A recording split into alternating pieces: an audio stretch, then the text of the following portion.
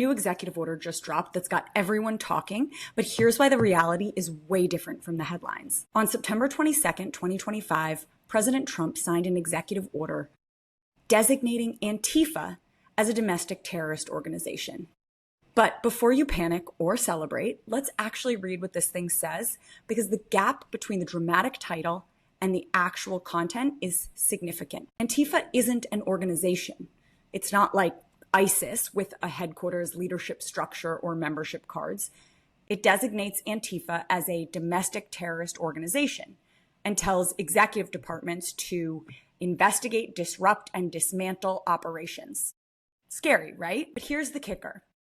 Section 3 says this order must be, quote, implemented consistent with applicable law, and doesn't create any new rights or authorities. They could already do that. So if this doesn't really do anything new, why issue it?